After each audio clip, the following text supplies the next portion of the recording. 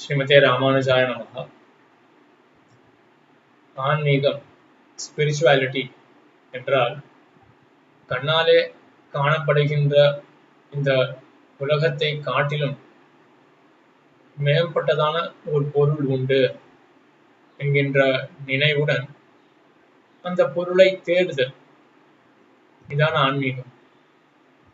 நாம் கண்ட ஆன்மீகம் ராமானுஜ மதம். நமக்கு ஆன்மீகம்னா இதான் ராமானுஜ மதம், ராமானுஜ சம்பிரதாயம் தான் ஆன்மீகம் நமக்கு. இந்த பாதையில் நாம் ஸ்ரீமன் நாராயணன் அந்த எம்பெருமானை பற்றி அறிய முற்படுகின்றோம், முயற்சி செய்து கொண்டிருக்கின்றோம். எதற்காக? மேலும் மேலும் அந்த எம்பெருமானிடத்திலே நெருங்கி போவதற்காக. ஆக நம்ம கேட்டா நம்ம கிளியரா இருக்கும். வாழ்க்கையில என்ன பர்பஸ், என்ன பண்ணிட்டு இருக்கீங்க அப்படின்னு கேட்டா, எங்க வாழ்க்கைக்கு பர்பஸ் என்னன்னா மேலும் மேலும் எம்பெருமானை பத்தி அறிய வேண்டும், மேலும் மேலும் எம்பெருமானிடத்துல நெருக்கமாக செல்ல வேண்டும் அப்படின்றதுதான் நம்மளுடைய பர்பஸாக இருக்கும். ஆக நம்மளுடைய அடிப்படை இயல்பு என்ன அப்படின்னா எம்பெருமானை பத்தி அறியறது என்றுதான் நம்மளுடைய இயல்பு.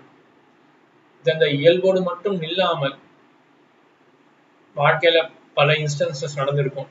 நம்ம கோவப்பட்டு வரத்தையார் மனசு புண்படும் படியாக பேசியிருப்போம். எவ்வளவு இன்ஸ்டன்சஸ் நடந்திருக்கும்.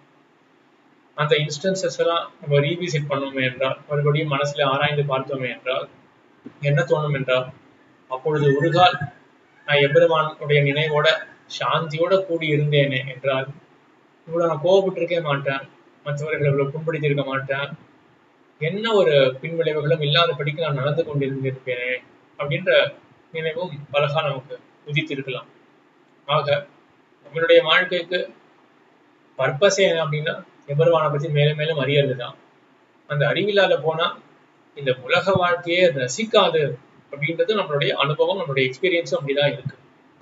சரி, இப்ப நம்ம கிளியரா இருக்கும் எம்பெருமானை பத்தி மேலும் மேலும் தெரிஞ்சுக்கணும் அப்படின்றது தான். இது ஆக்சுவலா ஒரு ரியலைசேஷன் அப்புறம் தான் இவ்வளவு கிளியரான ஒரு தாட்லாம் வரும்.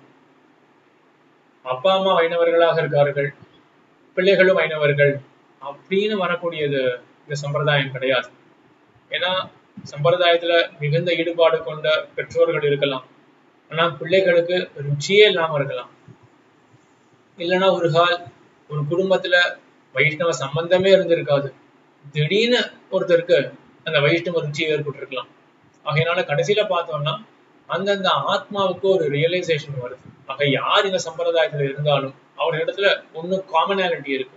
என்ன பொதுவான தன்மை என்றால், இந்த லோகத்தில் இருக்கக்கூடியது மட்டும்தான் பொருள் அப்படின்னு கிடையாது, இதுக்கு மேம்பட்ட ஒரு பொருள் இருக்கு, அதனிடத்துலதான் எனக்கு நாட்டம் அப்படின்றதுதான் ஒரு காமனாலிட்டி இந்த சம்பிரதாயத்தில் உள்ள எல்லாருக்குமே.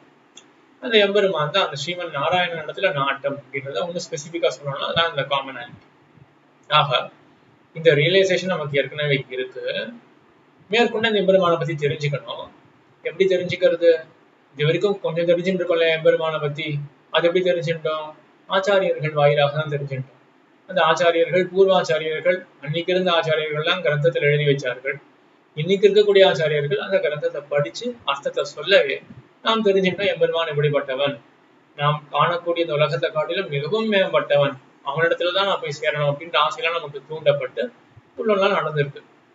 அந்த எம்பெருமானை பத்தி மேலும் தெரிஞ்சுக்கணும் அப்படின்னா மறுபடியும் அதே ஆச்சாரிய கிரந்தங்கள் தான், பூர்வாச்சாரியர்கள் அருளி செய்த அந்த கிரந்தங்களை கொண்டுதான் அந்த எம்பெருமானை பத்தி நாம் மேலும் தெரிஞ்சுக்க முடியும். ஆக பூர்வாச்சாரிய கிரந்தங்களை கொண்டு நன்றாக எம்பெருமானை தெரிஞ்சுக்க வேண்டும் அப்படின்றதுக்காக தான் ராமானுஜ வித்யா அப்படின்ற கோர்ஸ் ஆனது தொடங்க வேண்டும் அப்படின்ற ஒரு நினைவானது எல்லாரிடத்திலும் பகிர்ந்து கொள்ளப்பட்டது. அந்த கோர்ஸ் ஆரம்பிக்கிறதுக்கு இன்னும் கொஞ்சம் நாள் போகட்டும், எல்லாருக்கும் நல்ல ஒரு இன்ட்ரெஸ்ட் வந்தா அதுக்கப்புறம் கோர்ஸ் நல்லா விறுவிறுன்னு போகும். அந்த கோர்ஸ்ல நிச்சயமா கொஞ்சம் டைம் கமிட்மெண்ட் வேண்டி இருக்கு. வாரத்துல 2 நாள் கோர்ஸ் இருக்கும். அதுக்கு வேண்டிய கொஞ்சம் ப்ரிப்பரேஷன்லாம் ப்ரீ அண்ட் போஸ்ட் கொஞ்சம் முன்னாடி நடந்த பாடத்தை கொஞ்சம் படிச்சுன்னு வர வேண்டியதாக இருக்கும். பாடம் நடந்தப்போ மறுபடியும் கொஞ்சம் உடனே மறந்து போகாம இருக்கிறதுக்கு ரிவைஸ் பண்ண வேண்டியிருக்கும். இந்த மாதிரிலாம் ப்ரிப்பரேஷன்ஸ் வேண்டி இருக்கு அந்த கோர்ஸ்ல. ஆக வாரத்துல 1.5 மணி நேரம் கிளாஸ் இருக்கும். 1.5 மணி நேரம் கிளாஸ் இருந்தா கூட அக்ராஸ் 2 days, சனிக்கிழமை ஞாயிற்றுக்கிழமை அப்படின்னு டைமிங்ஸ் வச்சுக்கலாம்னு தோன்றது. அதாவது அந்த டேஸ்ல வச்சுக்கலாம்னு தோன்றது. அந்த 2 நாள்ல 1.5 மணி நேரம் நடந்தா கூட அதுக்கு சுத்தி ஒரு ப்ரிப்பரேஷன் வேண்டி இருக்கும். மொத்தமா சேர்த்து ஒரு 4, 4.5 மணி நேரம், 5 மணி நேரம் ஒரு கால் ரொம்ப எக்ஸ்டெண்ட் ஆச்சுன்னா, ரொம்ப கஷ்டமான கான்செப்ட்ஸ் இருந்ததுன்னா அதிகபட்சம் 5 மணி நேரம் அப்படின்னு வச்சுட்டோம்னா, அதுக்கப்புறம் ஸ்ரீபாஷ்யத்தையும் நல்லா ஆழமா தெரிஞ்சுக்கலாம் அப்படின்னா இப்படியே ஸ்ரீபாஷ்ய சாரம் அப்படின்ற அந்த தொடரும் போயிட்டு இருக்கு. அதுக்கு வாரத்துல 1 மணி நேரமோ 2 மணி நேரமோ செலவழிச்சோம்னா இந்த மாதிரி திருவாய்மொழியும் போயிட்டு இருக்கு. ஒரு கால் அதையும் கத்துக்கலாம் அப்படின்னு ஒரு எண்ணம் இருந்ததுன்னா, இந்த மாதிரி டீப்பா சாஸ்திரங்களை கொண்டு ஸ்ரீபாஷ்யம் திருவாய்மொழி எல்லாத்தையும் ஃபுல்லா கத்துக்கணும் அப்படின்னு ஒரு எண்ணம் இருந்தது என்றால், அது பல சோர்சஸ் இருக்கு. ஒரு கால் இந்த யூடியூப் சேனலை கொண்டு அதை தெரிஞ்சுக்கணும் அப்படின்ற எண்ணம் இருந்தது என்றால், அவசியம் ஒரு வாரத்துக்கு 7-8 மணி நேரமாவது கண்டிப்பா தேவைப்படும். ஆக நம்மளுடைய பர்பஸ் என்னன்னு நமக்கு தெரிஞ்சு போயிடுது. எம்பெருமானை பத்தி மேலும் மேலும் அறியணும் அப்படின்றதுதான் பர்பஸ் அப்படின்னு.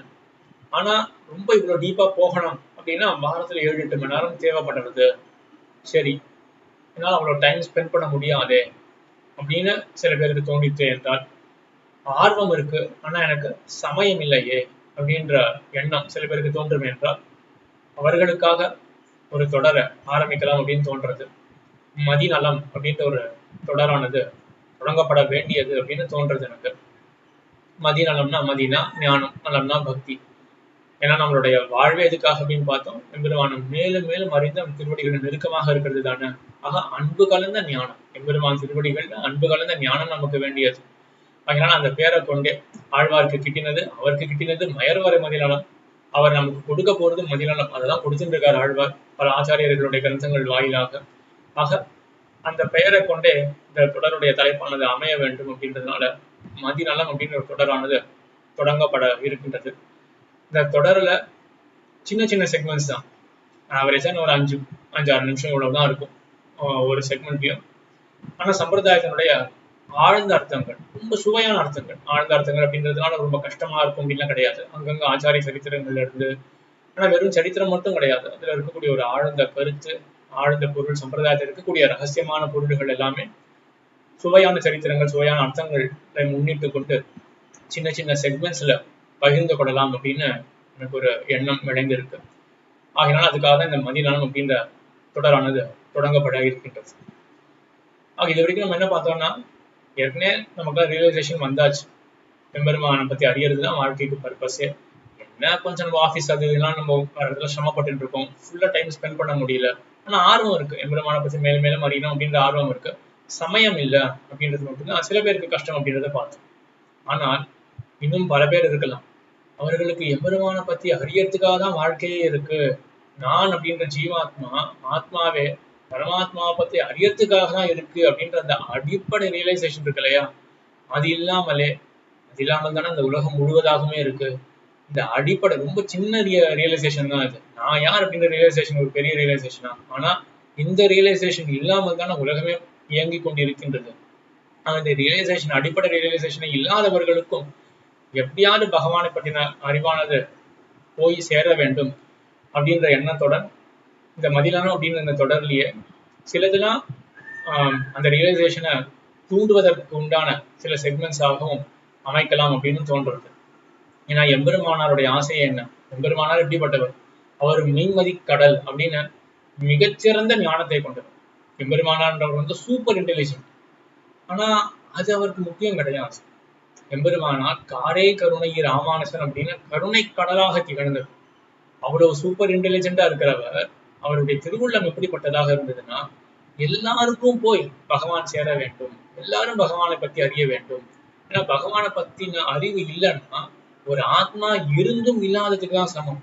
அப்ப எல்லாருமே வாழ வேண்டும், இன்னார் இணையார் என்ற வாசியின்றிக்கே, எந்த வேறுபாடும் இன்றிக்கே எல்லா ஜீவாத்மாக்களும் வாழ வேண்டும் அப்படின்னா அந்த வாழ்வுனா என்னது? வாழ்வுனா எம்பெருமானை பத்தி அறியறதுதான். எம்பெருமானை பத்தி அறிவில்லைன்னா வாழ்க்கையே கிடையாது, ஜீவாத்மாக ஆகவே இருக்காதே. அதனால எம்பெருமானுடைய உயர்ந்த கொள்கை, எம்பெருமானாருடைய கொள்கை என்ன என்றால், எல்லா ஜீவாத்மாக்களுக்கும் எல்லாருக்கும் பகவானை பற்றின அறிவானது போய் சேர வேண்டும் அப்படின்னு. ஆக அந்த எம்பெருமானாருடைய பாதையில இருக்கக்கூடிய நாமும் அந்த கொள்கையை பின்பற்றி கொண்டு எல்லாருக்கும் பகவானை பற்றின அறிவானது போய் சேர வேண்டும் அப்படின்ற எண்ணத்துடன் இந்த தொடர்ல மதிநலம் அப்படின்ற இந்த தொடர்ல அந்த மாதிரி செக்மெண்ட்ஸும் சிலது அமைக்க வேண்டும் அப்படின்னு தோன்றது.